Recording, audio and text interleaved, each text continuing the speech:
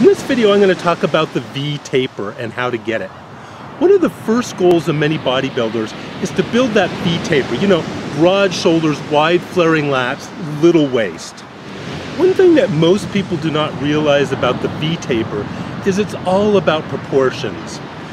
When you make your waist smaller, it makes your shoulders and lats look much more muscular and wide by comparison.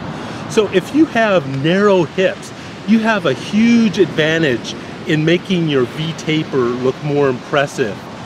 If you have wide hips like I do, you have a little more work cut out for you to develop your V-taper. There's two ways to get the V-taper: the fast and easy way and the slow and hard way.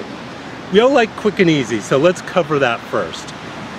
The human body has a natural V-taper, but when you're overweight, it causes a pear shape where your waist bulges out and goes up to narrow shoulders.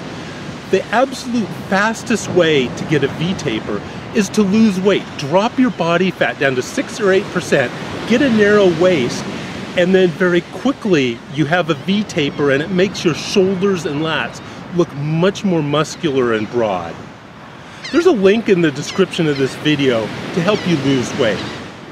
Okay, let's say you're really skinny already, 6 or 8% body fat, or you have really wide hips like me.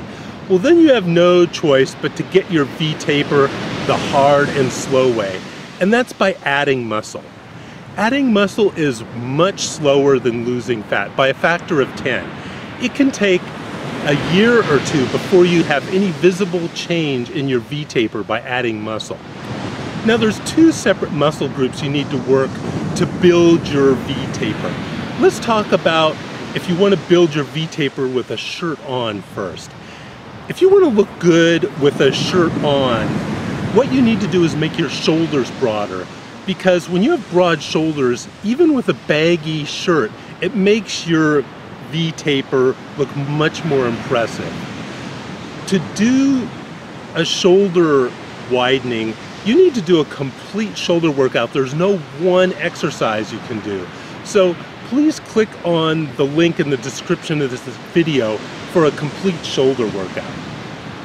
Now, on the other hand, if you want a V-taper with your shirt off, like I always have, you need to do shoulders and lats. Your lats are right here and give you a V-taper from the back with your shirt off. To do your lats, the number one exercise is pull-ups.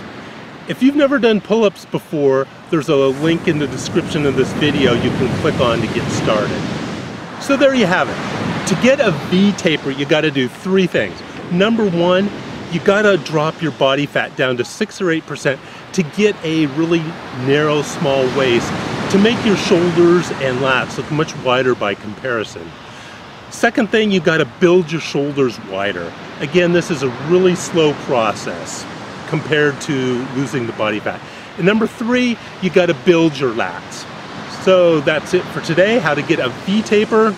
Auf Wiedersehen.